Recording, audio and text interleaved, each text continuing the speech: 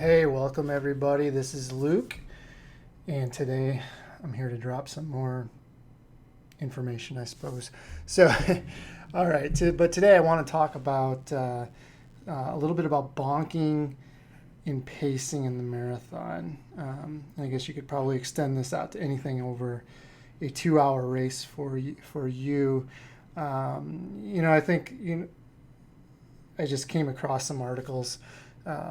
In my news feed on the social media, and I'm always interested in those articles because I just want to see what they actually say. They're usually pretty good about providing links to the studies, but I'm big on just like what.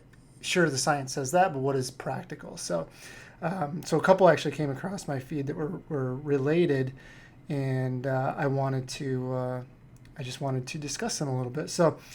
If you followed me for any length of time, you know that I'm a big proponent of even to negative splits.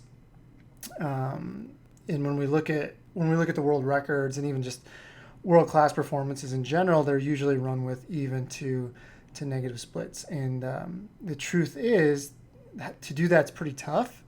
I think, and that's really across the board. When you're looking at elite runners. A lot of times they're reliant on pacers, and sometimes pacers get a little too aggressive, and then just the race falls apart. But and sometimes it just doesn't work out. But in any case, when you look at the 3 to 4 plus hour marathoners, it's tough as well, and probably for different reasons. But the bottom line is it's hard to do. It's easy to say to do it, but how do we actually get there? And just to back that up a little bit, I created a poll in my Facebook group, and I asked some questions to specifically 4-hour plus marathoners, and 48% of them said that they positive splitted their fastest marathon by at least 5 minutes. So their second half was slower by 5 minutes than their first half, and so. It's not exactly great odds to run a negative split. And, and truth be told, I probably need to follow up with some more questions. It'd be interesting to see, and this will make more sense as we get into it, but it'd be interesting to see how those athletes trained to run what they did, and, whether they were using, one of my schedules, Hans's marathon method, Hal Higdon, Jeff Galloway, whatever. Be curious to see what they were doing and how that race unfolded when they did set that PR. But that's a big drop in time, and so it's definitely not the situation we want. And so it's easy, but it's easier said than done to run a negative split. And I guess that's the point I'm trying to make here. And then when looking at other data, so Outside Magazine. These are the two articles I was talking about. They had some pretty interesting information. The first one was Amby Burfoot. He was talking about bonking or hitting the wall, and he was citing some research that looked at 717,000 runners over the course of several years. So it's a lot of runners over a long period of time, which is good. That's what you're looking for in this type of research. And the main takeaway was that 28% of men, 17% of women would hit the wall during their career. So that is different than just slowing down the second half, and we'll talk about that a little bit later too. But they hit the wall, and when they hit the wall, they hit it hard, because they defined hitting the wall as a 5K segment of the race. So they looked at 5K time, 10K time, 15, 20, 25K, 30, 35 on up, and then the last 2 point whatever K, the last stretch there. But hitting the wall was defined as a 5K segment of the race that was 20% slower than their beginning paces. And so that's a big slowdown, right? And so if you're running 20-minute 5Ks, that means slowing down to 24-minute 5Ks, and that's pretty darn significant. That's losing over a minute a mile. And by the data that this in the research, it looked like people slowed down by a lot more than 20%, which is a huge number. Just some other things in there. The average time lost was about 31 minutes for men and 33 minutes for women when they hit the wall. And that is boom. If you've ever done that and you've done to that extent, that is an absolute soul crusher. So when we hit the wall, that one thing I want you to take away from there is that when you hit the wall, we're talking about hitting the wall hard, like basically going from a run to a walk. And so, we talk a little bit about slowing down at the end of the marathon, but there's a big difference between slowing down and hitting the wall. That's a huge, huge difference. And then the second article I saw was one from Matt Fitzgerald, again, an Outside magazine. And he cites a study that looked at variances in runners as finish times slowed. So essentially he looked at, they were looking at 4 to 4.5 hour marathoners tended to slow 15% over the course of the race, which is a significant number. 4:30, if you were slower than 4:30, that tended to be over 17% over the course of the marathon. So getting close to that 20% mark. So that's just slowing down, right? So 20% was considered hitting the wall, and you're still talking 15 to 17% slowing down. And even sub 4 hour marathoners tended to slow down about 13%, which is a big number. I mean, those are big numbers to lose over the course of the second half. And let's be honest, it's probably really the last 25% of the race that you're losing the majority of that time. But those are big numbers, but that's the average of all performances, right? So that's just the average performance over the course of all those marathon performances. But the trend I hope you see there is that basically, hitting the wall is a big drop in performance. We're talking, literally going from a walk or run to a walk, and then there's still slowing down, and that still can take a significant portion. But the second part of that is that the slower you are to begin with, and I'm not using that in a bad way, I'm just physically slower, the more you tend to lose. And that's interesting to me. Like, how do we overcome that? What are the other factors involved with that? Because I don't think it's just that a person's slower. I just think that there's got to be more to the story, right? Like, why are they actually slowing down? And so I had a few thoughts. The first thing that came to mind was another Outside article that appeared in 2016. And this was a look at all the Strava data compiled over the course of a year or two. And there was some interesting statistics in there. And the first one was that sub 3 hour marathoners ran the most, which is not a big surprise there, averaging about 50 miles a week. But when you look at 4 hour marathoners, they're running about half of that. So I think it was right around 25 miles a week that they averaged. Also, the average miles that these 4 hour marathoners are running were closer to race pace in their everyday training, the closer you were to a 4 hour marathon. So the closer you got to 4 hours, the more time you spent near or at your race pace. And then at 4 hours, runners tended to run faster or right at goal race pace in their training. And then 4 hour plus marathoners tended to do less than 5 miles in over half of their weekly runs. So, as you can imagine, training that is done over the course of the segment plays a huge role in how well a person can gauge in pace and effort, practice fueling, establish and clear break in paces. But just think about that. So 4+ hour marathoners, say they're running 25 miles a week, half of their runs are less than 5 miles a run, which basically means for the most part they're running a few times a week and then running a big long run on the weekend. So there's not that bigger consistency. To me that's an automatic tell that they're not able to withstand the paces for as long as they possibly could, simply because the training doesn't support it.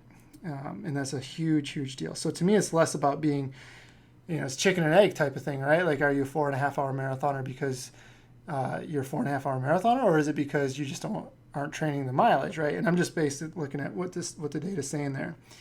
And the second thing that came to mind was yet another article. So now I'm on 4 Outside articles. Oh my goodness. And this time it's from Alex Hutchinson. And this article looked at the idea of critical pace or critical power. And this is the threshold that you can hold for about 30 minutes. This is important for a couple of reasons. One is that it's a very good indicator of marathon ability. For example, we know that elite marathoners can run about 96% of their critical pace or power for a marathon. And at the time of that being produced, we weren't sure what recreational runners could maintain, but I would say it's safe to suffice that it's not 96%. And the second part of that is that the longer we are on our feet, the lower our critical power or pace becomes. So in the study that he looked at, this was more for the sub 2 hour project a few years ago. But what they found was that after 2 hours, critical pace actually started slowing down by 9%. And so how much might it drop for a 3-hour marathoner or a 4-hour marathoner? Even if it stays at 9%, if you went out too hard and you were already approaching that critical pace, and then that critical pace drops after you get to 2 hours, that could mean you have, 30, 45, 60, 90, 2 hours left to race, and you're above critical pace. And so once you cross that threshold, it's very hard to come back from it, and you just cannot withstand that pace. And that just means a lot more likely to at least slow down significantly, if not bonk or hit the wall. But I mean, to me, these are all interesting. It's all interesting, but it makes the idea of fatigue very complex. And so we can't really just put it on these. I mean, these are probably just parts of the things that are going on. And so then you have to throw in things like nutrition, mental status as far as mental toughness and resiliency and things like that. Or do we just shut down when it gets hard? All those things play a role in the fatigue. But these, I would say, are two big physiological drivers for a lot of the people in that 4+ hour range looking to get better, right? Like if we go out a little bit too hard, a little bit above where we're at, then it can make a big difference when we get later into the race. And so putting it all together, I think trying to already start that, but it's hard, and it's hard for me to. It makes my head hurt a little bit just trying to wrap my brain around all of these different facets of what can happen.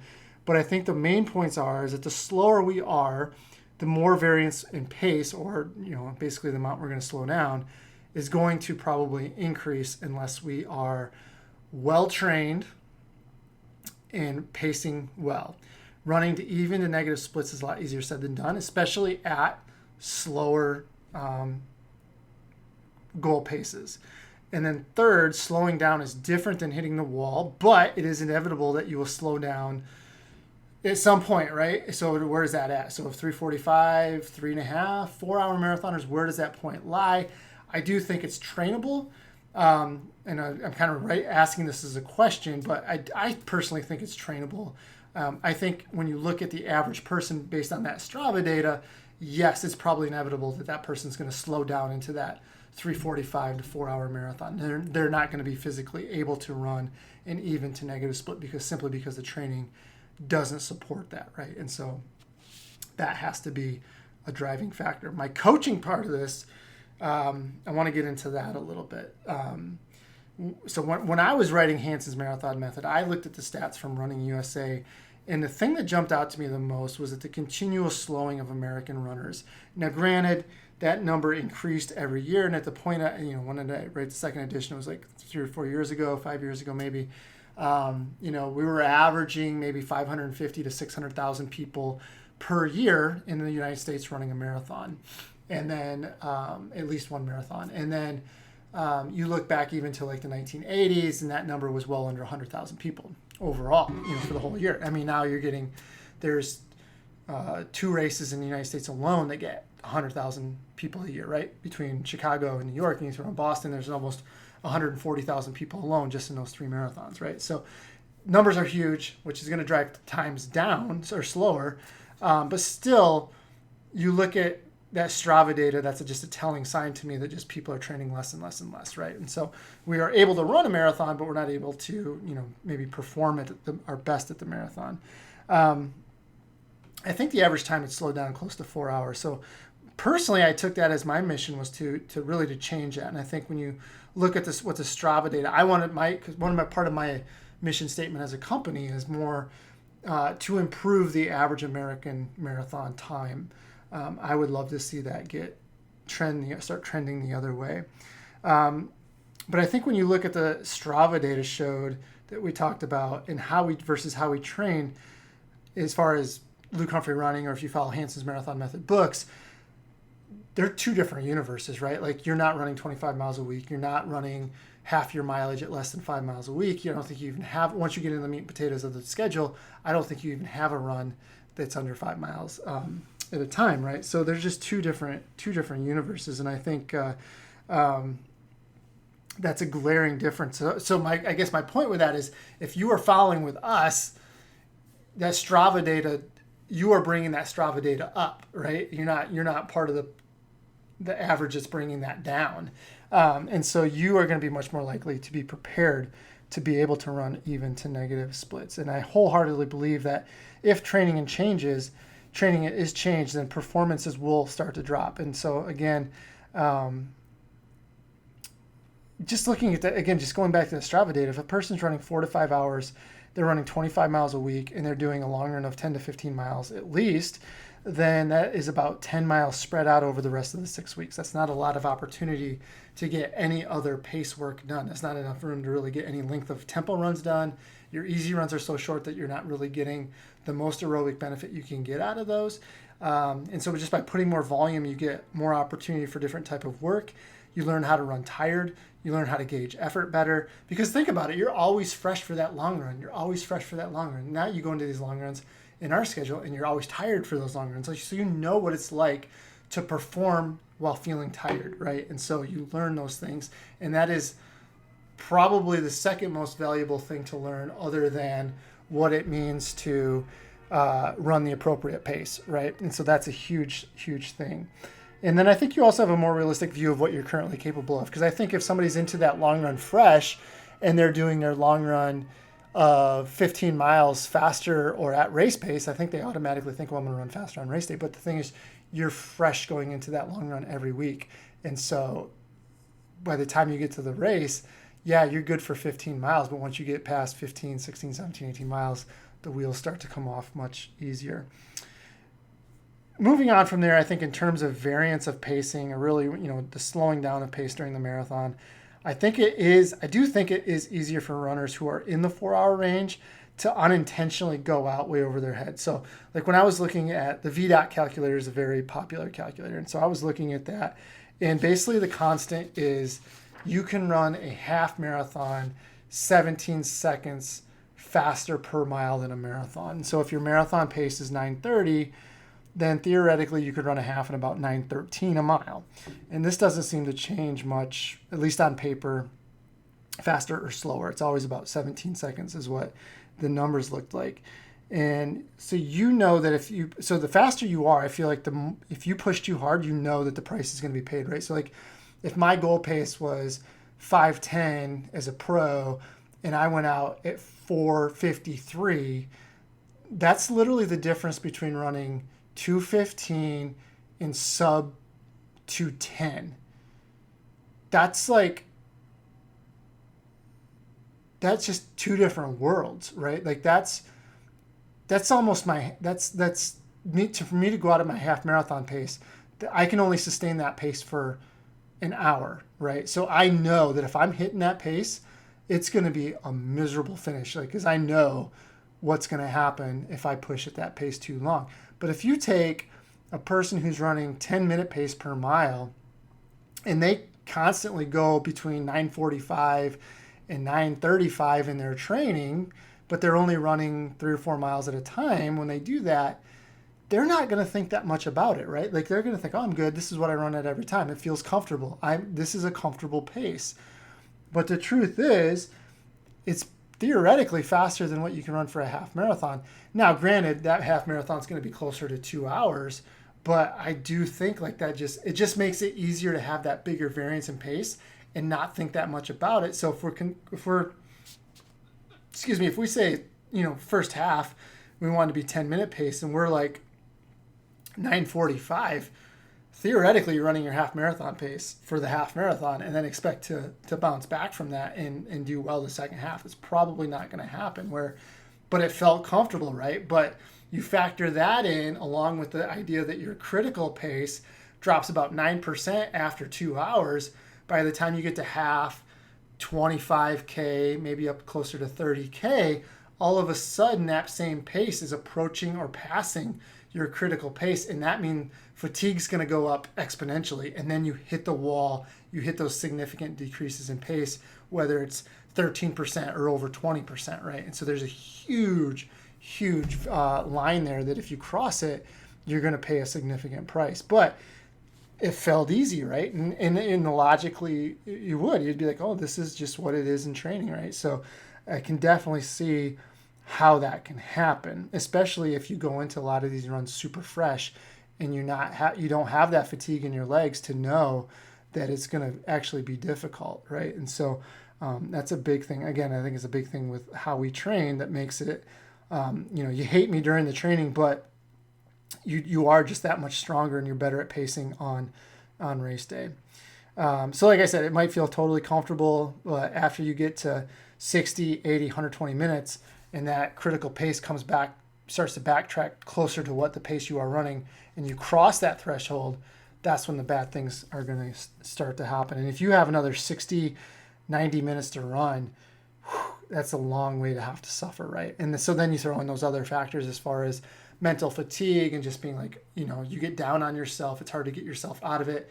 And if you throw in poor nutrition with that, now you can't think clearly. You don't have the energy sources to keep you moving. You have to slow down to what you're going to burn, what pace you're going to burn primarily fat at. And it's just a whole complexity of issues that kind of snowball together at the same time. And boom, there you go. All right, so other things that you have to do in order to put yourself positioned to even or negative split. So practice how you want to race. So if you're a person who goes out and hammers your tempos, that's probably how you're going to race. And unfortunately, even if you're doing a 10-mile tempo run too fast, and maybe you sneak that out to 16 miles in the race, it still leaves you 10 miles that you're going to have to probably suffer through. So practice how you want to race. Practice running on those evens. If you make a mistake, fix it early. If you start out slow, gradually pick it up to where you're at marathon pace or even maybe a little bit faster. A great time to practice that is your long runs. Have your long runs get progressively faster. Like you start at a very easy pace, move into a moderate pace, move into your long run pace, and then maybe start creeping down closer to your marathon pace. That's a great way to do it. And then your overall average time is still going to be well within your moderate to long run range.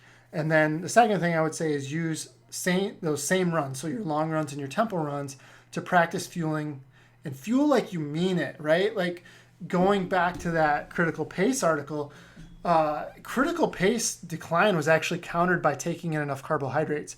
And that was countered at a rate of 30 to 60 grams per hour. And ironically, we were just on a webinar with our friends at the Feed, and we were talking about Kipchoge, and they were saying that he had actually gone up to like almost 150 grams of carbohydrate per hour. So that's a ton, and I'm not gonna ask you to do that much, but I think a lot of people I work with, I know are more like that 30 grams per hour, and they truly, truly need to be at least 45, 60, and then even maybe beyond that. And there's ways we can do it, and there's probably another source for another conversation. But just know that practice like you mean it. Like practice at the rate you want to take that fueling in.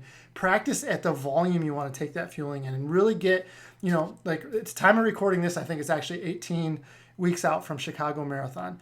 So you have 18 weeks now to start at a small level, so even if it's only 1 gel an hour, so 25 grams an hour, get that to where now you're at 35 and then 45 and then 60, and maybe even try to push it up to 75, 90 grams an hour. And even if you only get 60 grams an hour during the race, that's still over twice as much as what you were used to getting in. And your stomach's going to tolerate it so much better. And if you start now, your tolerance is going to build as your workouts build, right? So if you're starting now and you're only at like a 4-mile tempo run, 10-mile long run, that's short enough where if you have to suffer, you can still probably suffer. The tempo run, you probably won't even really suffer. By the time you get through the tempo, it's already going to be digested, right?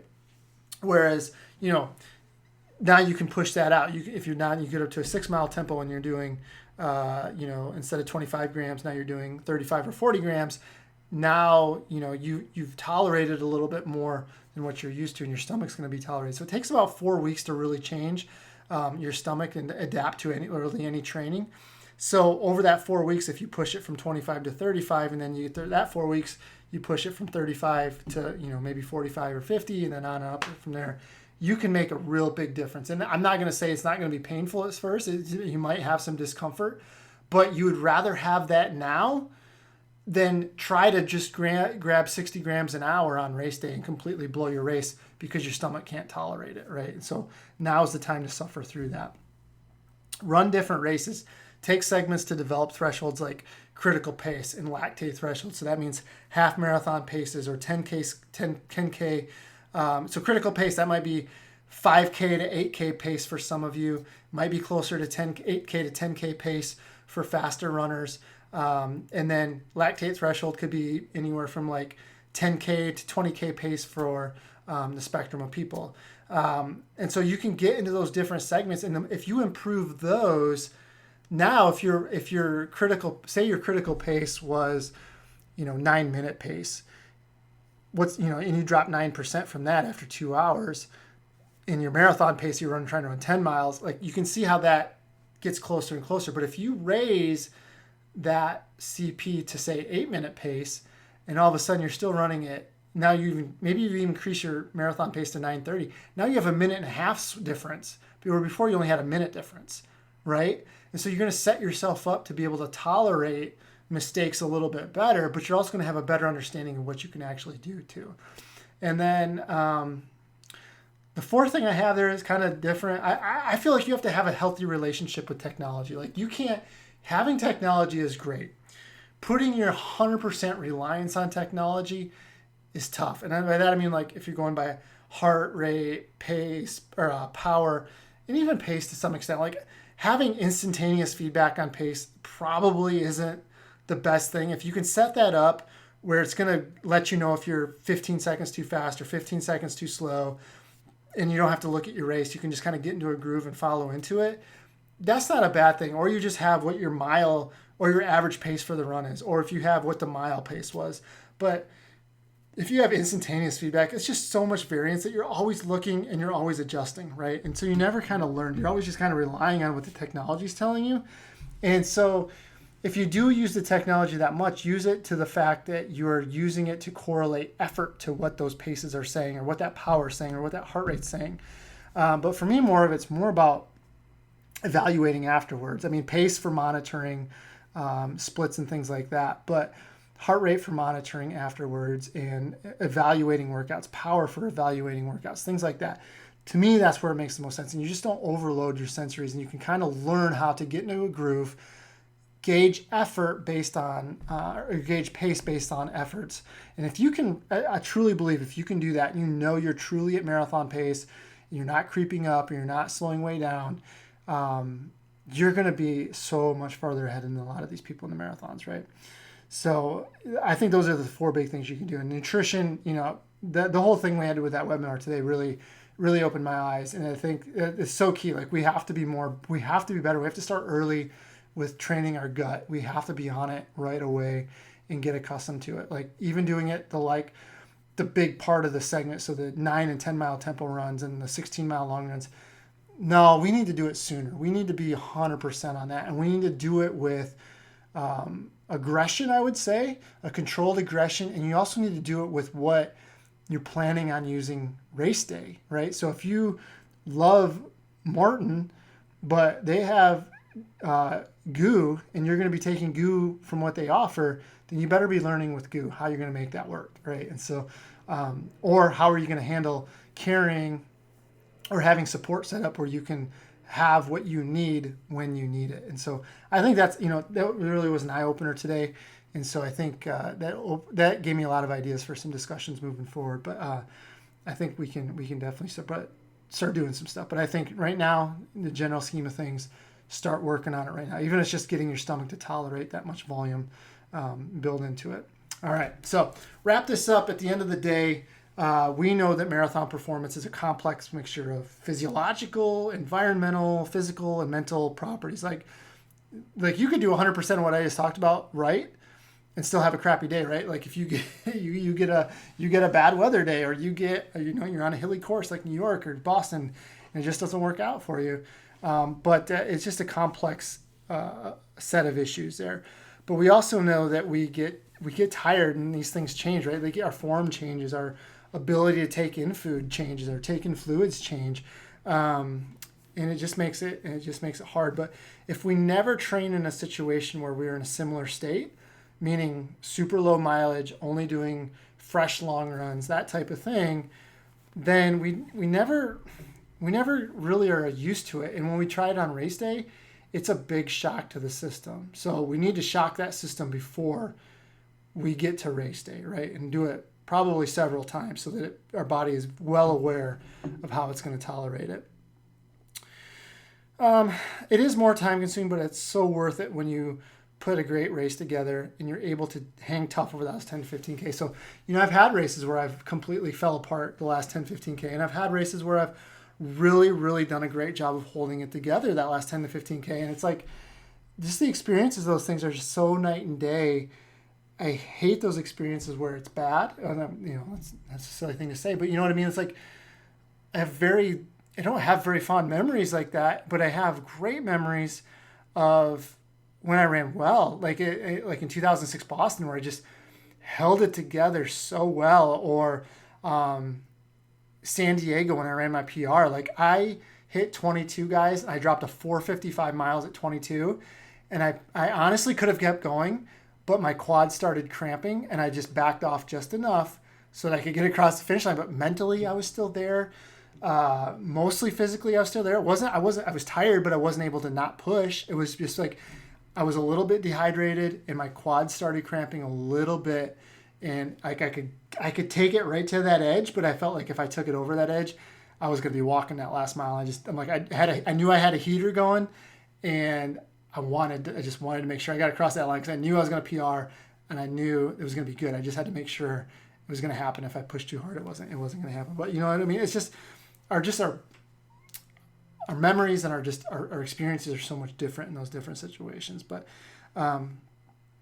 lastly, I guess, by the looks of the data, most people don't put themselves in a position for success just because of the training that they're doing or not doing, I guess. And it just doesn't support what they want to do, right? Like, you've probably heard me say this before. Like, a lot of times I find people are training to survive a marathon and they're not training to perform at a marathon. And so if your goal is just to go out, raise money for a charity, check it off a bucket list, that's fine. Like, I'm not going to sit here and judge you and say you have to do it a certain way. Just know what you're getting into, right? Like, it's probably going to be pretty hard the second half of that race, particularly the last quarter to a third of that race is going to probably be pretty tough. But if you're looking to break a barrier, start getting close to qualifying for Boston, get under a Boston qualifying time, this is the stuff that matters, and it matters the most, right? Like, if you're going to have to get proficient at these things in order to continue to be successful, right? So just going out and running 40, 50 miles a week isn't going to get it done anymore. Now it's going to be properly pacing my workouts, properly fueling my workouts, properly increasing all those other thresholds by racing other distances, making marathon pace feel that much more comfortable, giving myself more leeway if I do make a mistake. Those are the things that are going to give you the most benefit now, because the mileage itself, you've really kind of almost plateaued at that. You're going to get the amount you can gain by just adding mileage is less and less once you get past a certain point, right? So where are you going to get most bang for your buck? Is it going to be going from 60 to 80 miles a week? No, probably not. It's probably going to be staying at 60 miles a week and then doing all the smaller things right? And that's where you're going to get the most bang for your buck. So, all right, so I don't stop rambling on that, but you get what I'm saying. And I think the last thing I would take away from that is just like, when you see the headlines about how hard it is just to even pace, and you see how really hard to discover that the article is. If you see headlines, dig deeper into the headlines. I try to do that. I try to put that into a practical aspect for my athletes and people who are following us. But my big takeaway is I saw that data about fading, but then I want to see, like, how are these people training, right? And you look back at that Strava data, and it's like, okay, well, the training for most people doesn't support what they're actually trying to do. And if you're following us, you're doing the training to support what you want to do. And I can promise you that. So just keep that in mind as you are moving forward in your marathon segments, and particularly as you're starting a marathon segment when I'm recording this, is prime time to think about what I said. Those 4 things that I really thought about would be factors in training. So practice how you want to race, practice your fueling with the right authority, with how you're going to do it in a race, and get really good at it. Run different races. So right now, if you're in the beginning of a marathon starting point, but you want to run some 5Ks and stuff, that's perfectly fine. We have plenty of other discussions talking about that. And then have a healthy relationship with technology. Don't let it dictate everything in your run. Maybe just save some of it for after the run and look at that data too. But just have a healthy relationship with that, and learn to correlate effort with what the data is telling you so that you can properly use that data. All right. So also I'm sharing this as a blog post as well. And I have all the articles in a couple of my blog posts linked at the bottom of this so you can take a look at those articles for yourself. All right. That's it for now. I appreciate you listening as always, and I will talk to you later. Have a great rest of your week. Until next time. Bye-bye.